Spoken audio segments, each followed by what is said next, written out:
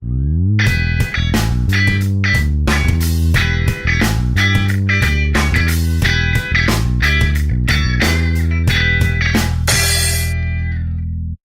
partir desta aula, nós vamos fazer a conjunção de conhecimento para que a gente chegue a ter uma visão espacial agora das rochas. Espacial numa representação gráfica em mapas geológicos. Tá? Então, esta aula e a aula seguinte serão aulas de prática, vamos dizer assim, de conhecimento adquirido, né? E que eu espero que vocês aproveitem também. Né? Ok, nós vamos chamar essa aula então de ciclo das rochas e estruturas. Eu já tinha antecipado um pouco esse assunto na aula passada, né? E agora nós vamos detalhar um pouco mais este assunto. Tá?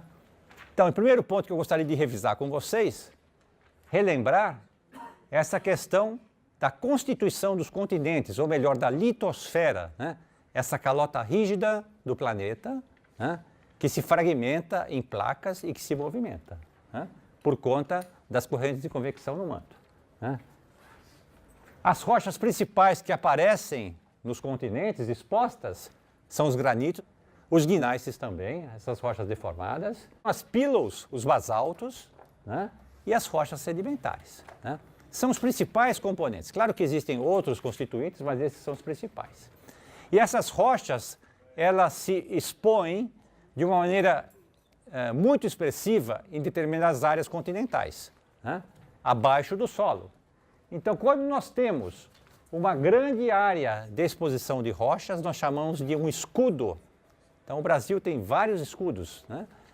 Em geografia física, o escudo Brasil Central, o escudo Atlântico, né? São elementos físicos que caracterizam essas grandes áreas de exposição de rochas. Né?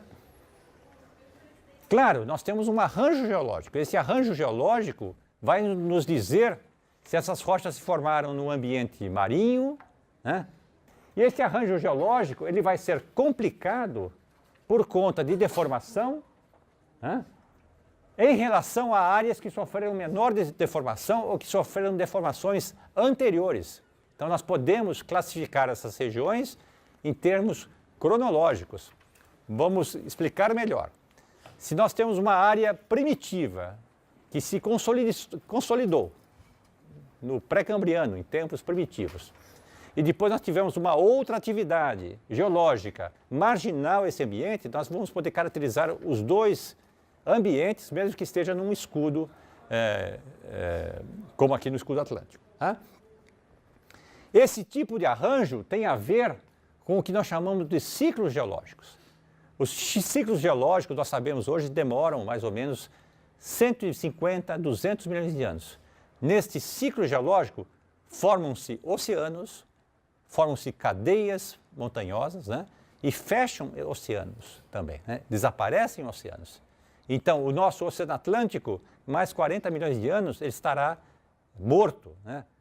Desaparecerá porque ele começará a ser, por processo geológico, começará a ser encurtado a sua crosta e com isso esse oceano vai sendo consumido, criando novas cordilheiras de montanhas. Tá? É um pouco esse tema que nós vamos praticar nesta aula. Tá? De maneira geral, então, os ciclos geológicos envolvem as três grandes classes de rochas. Tá? As rochas sedimentares, que vêm de um sedimento. O sedimento exige uma área mais alta, sofrendo erosão. Esse material inconsolidado vai sendo transportado pelo vento, pela água, rios, lagos, mares, né, para áreas mais baixas, onde se depositam, se acumulam pacotes espessos, sofrem um processo que nós chamamos de litificação e torna-se uma rocha sedimentar. Como é que nós chamamos essa rocha? Varvito ou ritmito. Né? Ambiente lacustre, né? Muito calmo, depositando argilas, e nos ambientes de degelo um pouquinho mais grosseiro, material claro. Né? Os ritmitos ou varvitos, né? Famosos na região de Itu. Né? Esse material ele é tão, tão original que muitas vezes nós preservamos feições deste ambiente sedimentar, deste ambiente lacruste. Por exemplo, marcas de onda, né? Como se fosse borda de lagos. Né? E aqui vocês têm um exemplo espetacular, né? Depois vocês vão chegar mais perto para observar, né? Marcas de onda petrificadas, né? De um sedimento. Né? Isso a gente vê quando a gente caminha na beira do mar, nós vemos a areia, né, ondulada, que são próprias da ondulação da água que sobe e desce, assim por dentro. Isso aqui, então, é um registro pétreo, né, de marcas de onda de cerca de 300 milhões de anos que existia nessa região, sedimentos dessa região. Então, é um fóssil, né, um fóssil marcado em rocha, né, desse material, nós chamamos marcas de onda. Né? Por outro lado, se esse sedimento se forma em um ambiente enérgico, né, nós teremos cascalhos, seixos, né, sendo cimentados numa matriz. Né? Os materiais redondinhos, né, arredondados, significam transporte. Né? E esta rocha sedimentar recebe o nome de conglomerado. É uma outra classe de rocha sedimentar. Vocês viram isso com o Paulo Boggiani, né? As rochas sedimentares. Então, nós estamos iniciando um ciclo geológico, formando rochas sedimentares nos mais variados ambientes. Pode ser ambiente continental, pode ser ambiente marinho, aquoso, lagos e assim por diante. Ok, nós temos uma outra classe de rocha muito importante, né, que é derivada diretamente do manto, a rocha ígnea, vocês já conheceram. Né? Aquele belo granito, né, com pórfiros de feldspato, né, que representa um dos tipos de rochas magmáticas. Né? E aqui eu tenho um exemplar, né, algo parecido, né, o granito com seus pórfiros de feldspato potássico róseo, né, que representa então uma rocha formada em profundidade, um granito de derivação primária, portanto formado a partir de magma. Né? Como é que esse granito aparece à superfície? Muito simples, a crosta sofre soerguimento lento, né? A erosão vai aplanando esse relevo e vai expondo um material profundo, né? De grande profundidade. Por isso que aparecem rochas metamórficas, rochas ígneas aparecem à superfície. Né?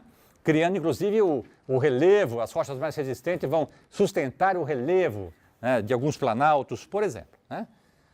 Nós podemos ter rochas ígneas grosseiras ou também mais finas, né? Rochas plutônicas ainda. Né? E aqui nós vemos o material escuro, né, que são as micas, que é um mineral muito característico de rochas ígneas. Né? As rochas ígneas se cristalizam segundo uma sequência de cristalização, a série de Bowen. A temperatura vai diminuindo e nós vamos formando uma série de cristais.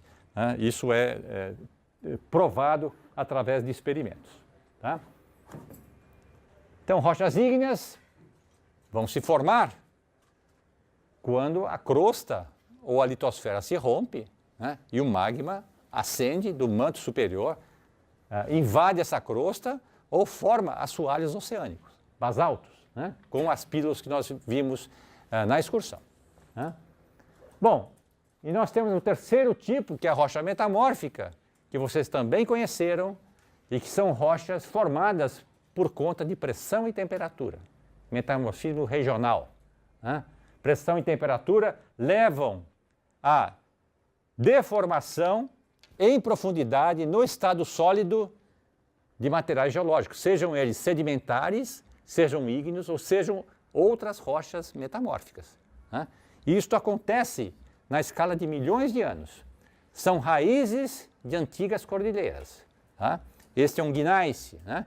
Nós podemos até, se nós estivermos muito profundo, isso aqui começa a fundir, né? Criando migmatitos, né? E esses migmatitos criam magmas que vão gerar novas rochas ígneas, né? Nesse ciclo geológico. Né? Claro que as rochas metamórficas elas possuem diferentes intensidades, diferentes graus. Nós classificamos as rochas em função desse grau de temperatura, de pressão, e nós praticamos isso na aula passada. Nós tínhamos os filitos, os xistos, os gneiss, recorde-se disso, né? Rochas orientadas, né? Que em função do grau metamórfico tornam-se cada vez mais grosseiras. Este aqui é um mica xisto, não sei se vocês percebem o brilho, né? Que são as micas orientadas, né? Significa que nós temos uma pressão convergente, né? Em ambos os lados da rocha, reorientando os minerais desta amostra, né? Então, são rochas xistosas, que são, vamos dizer assim, em termos de grau de metamorfismo mais fraco do que os gneisses que estão aqui do lado, né?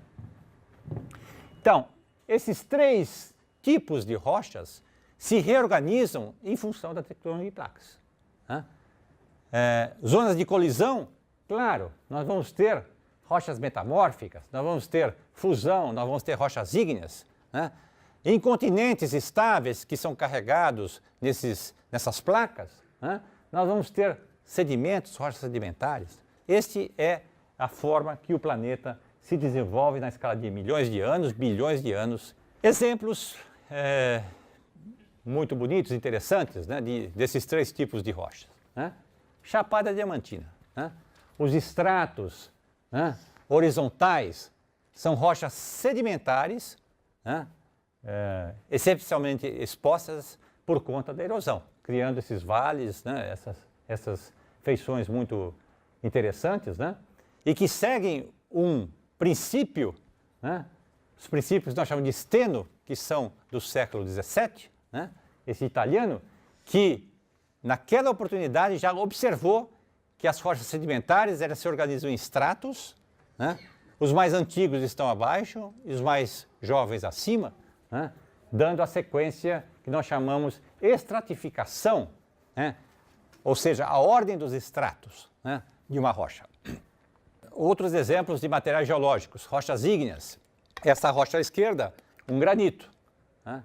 Se nós tivermos uma rocha vulcânica com a mesma composição, nós teremos a do lado direito, né, que é um riolito, né? Ela é fina porque ela se cristalizou em superfície. O granito é grosseiro, porque se cristaliza em profundidade. Rochas ígneas, né? Revisando também outra coisa muito importante, o magma. 3 componentes, né?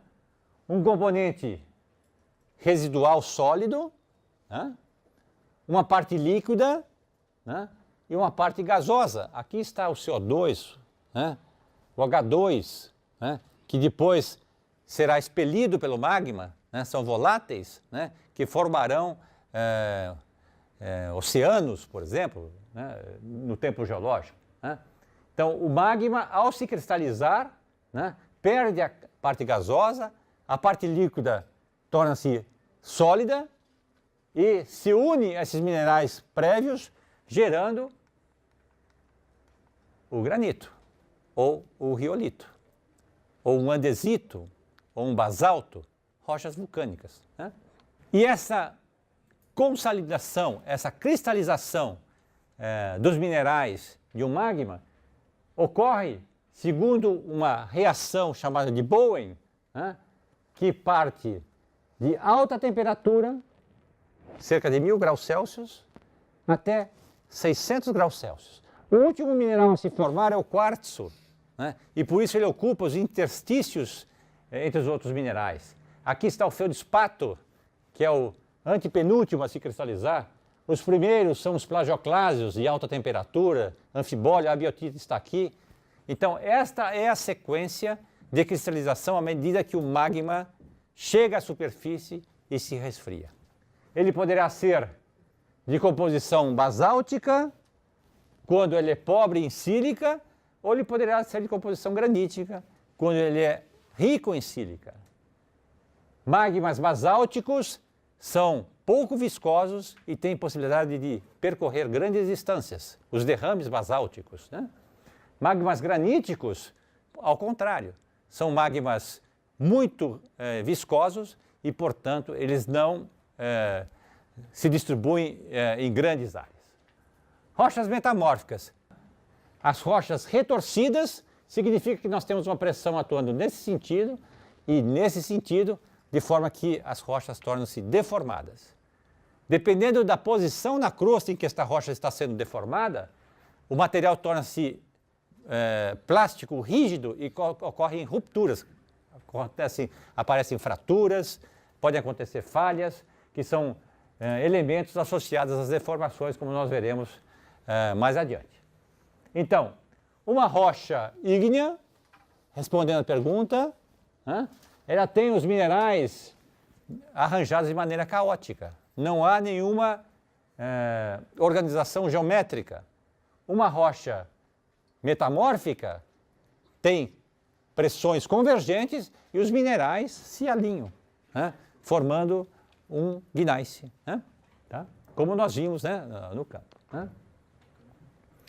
Quero repassar também mais um outro conceito muito importante e que a gente pratica até hoje.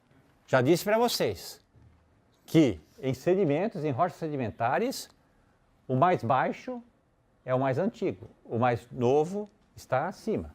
É o princípio da superposição de camadas. Outro conceito fundamental, que é lógico. Os sedimentos vão se depositar, se acumular numa área deprimida, de maneira horizontal ou subhorizontal, se os lados forem inclinados. Princípio da horizontalidade original. E nós temos o princípio das relações de intersecção entre camadas geológicas. Ou seja, se nós temos um elemento que trunca a rocha pré-existente, esse elemento, seja uma falha ou um dique, ele é mais jovem do que a rocha previamente formada. Esse é um raciocínio lógico. Aqui está um exemplo. Nós temos uma rocha previamente formada, invadida por este dique. Ou seja, o dique é mais jovem do que esta rocha. Compreenderam? Tudo bem? Os três princípios fundamentais que regem a geologia. Um outro aspecto. Isto baseado em Charles Lyell, século XVII. Nós temos esta unidade, folheiros, e nós temos esta unidade aqui, invadindo este material. Portanto, o granito ele é mais jovem do que o folhêrio. Outro conceito complementar importantíssimo é o que nós chamamos de discordâncias entre ciclos geológicos. Vejam aqui, olha, eu tenho este ciclo geológico, rochas deformadas, invadidas por granitos, rochas deformadas. Esse ciclo se estabilizou, a erosão tende a aplainar este ciclo, e muito tempo mais tarde começam a haver deposição de sedimentos. Isso nós chamamos de uma discordância geológica. Então, essa superfície irregular, acompanhando o relevo primário, é chamado de discordância. Representa um hiato nos ciclos geológicos. Primeiro ciclo, o de baixo, e o segundo ciclo aqui. Aqui nós temos um outro exemplo, camadas deformadas. Aqui está a superfície erosiva e um novo ciclo sedimentar ocorre. O mais antigo abaixo, a camada mais nova acima. Existem situações mais complicadas, quando as camadas de baixo do primeiro ciclo são horizontais, e nós temos aqui a interrupção do ciclo, e aqui nós temos uma nova sequência se depositando. A única forma de a gente detectar isto é se nós tivermos fósseis aqui e fósseis aqui, mostrando que tem um hiato na deposição desses dois ciclos. Então, as discordâncias geológicas, a ordem dos estratos, a relação entre as rochas que cortam umas ou outras, são elementos que nós utilizamos a fins de correlacionar sequências rochosas, mesmo que não estejam contínuas espacialmente. Aqui um exemplo real, lá na Escócia, então, camadas inclinadas, aqui está a superfície erosiva e aqui está a outra camada, significando uma discordância geológica. E essas discordâncias geológicas vão poder ser perseguidas no ciclo geológico. Lembra que eu comentei com vocês que os ciclos têm 150 a 200 milhões de anos? Então, começando lá em cima, nós temos um continente, à beira de um lago ou de um mar, os sedimentos são depositados, erode a crosta e nós vamos tendo a deposição das camadas. Quem é o mais jovem aqui? Esta camada. Quem é o mais antigo? Esta camada, lei da superposição dos estratos. Esta sequência, um zoom, sofre deformação. Sofreu deformação, vai se tornar rocha metamórfica. Xistos, filitos. Sofre deformação e essas deformações geram cordilheiras de montanhas. Se aqui nós tivéssemos fósseis, os fósseis estão aqui preservados nas camadas, os fósseis vão estar a 1.000 metros de altura, 2.000 metros de altura. Cordilheira Andina, nós temos fósseis marinhos. Himalaia, nós temos fósseis marinhos, mostrando que eram sedimentos de antigos mares. Deformações, aqui se formam gneiss, filitos, xistos. Essas camadas podem ser rompidas por conta dessa deformação. Isso pode ser depois erodido, criando esse hiato. E esse hiato, depois, ele é sobreposto por um novo ciclo geológico. É assim que na geologia nós vamos organizar o raciocínio, detectando, mesmo que as rochas estão deformadas, como era a história geológica. Na próxima aula nós veremos um outro elemento adicional, que é a datação dos materiais. Datação absoluta, existem técnicas hoje para isso, e portanto nós vamos poder marcar no tempo precisamente essas camadas. Então não só os fósseis, como nessa ilustração, nessa prancha, vocês estão vendo, não só os fósseis são importantes para podermos organizar cronologicamente as camadas, como também a geocronologia, ou seja, as datações de minerais ou de rochas. Através desses elementos, nós vamos poder correlacionar sequências distantes centenas de quilômetros da Terra. Então, eu vou verificar que essa unidade, que é a mais antiga, essa aqui é a mais nova, vou verificar que essa camada contém fósseis que estão presentes numa camada distante. Esta camada com fósseis é semelhante a esta, então nós vamos poder fazer toda uma extrapolação sobre processos geológicos que atingiram esta camada, por exemplo, de modo que a erosão eliminou esta camada que é da sequência original, que não está mais preservada nessa camada. Então nós vamos poder fazer ilações sobre o quadro evolutivo deste ciclo geológico. Nós podemos dividir então a geologia de São Paulo em duas grandes áreas. Vamos dizer assim, este embasamento cristalino, essas rochas primitivas que compõem a crosta, e que aparecem na região litorânea, Serra do Mar, na Serra da Mantiqueira, no Vale do Paraíba, cercanias de São Paulo. Então, São Paulo está situada numa bacia sedimentar, a bacia terciária de São Paulo, e saindo um pouco das imediações de São Paulo, nós temos esse embasamento cristalino.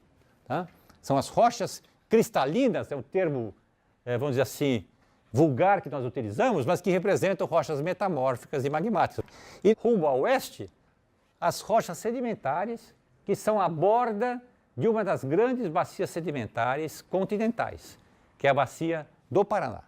Ela se expõe até o sul do país, Paraná, Santa Catarina, Rio Grande do Sul, Argentina e Uruguai, e lá também aparecem rochas vulcânicas muito importantes, porque elas representam geologicamente o início da formação do Oceano Atlântico, e elas respondem também pela terra roxa, muito importante para a agricultura, e até pela excelência dos vinhos lá do sul do país.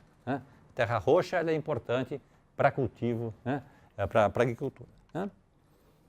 Então, este é um mapa geológico, ou seja, uma representação cartográfica das unidades geológicas, utilizando aqueles preceitos que eu apresentei para vocês. Organização dos estratos, o mais jovem acima, o mais baixo, o mais antigo, rochas ígneas, rochas metamórficas, né? E nós vemos aqui o escudo atlântico, o leste paulista, com rochas metamórficas e rochas ígneas, né? Que são cobertas por sedimentos, bacia de São Paulo, bacia do Parnaíba, né? Aqui fica a Serra da Mantiqueira, a Serra do Mar aqui, né? Aqui a planície costeira com os sedimentos jovens, e aqui vocês veem uma área muito grande, oeste paulista, que representa essas cores, né? Daqui até o amarelo, representam a bacia sedimentar do Paraná. Imagine como folhas de papel, o amarelo, uma folha de papel, que está depositada sobre o verde está por baixo, a erosão, quando atinge o amarelo, aparece a rocha de baixo, todos conseguem entender o raciocínio, né? Abaixo do verde nós temos essa camada roxa, e abaixo do roxa nós temos essa camada vermelha. Qual é a situação, então, que nós temos aqui? Nós temos uma bacia sedimentar,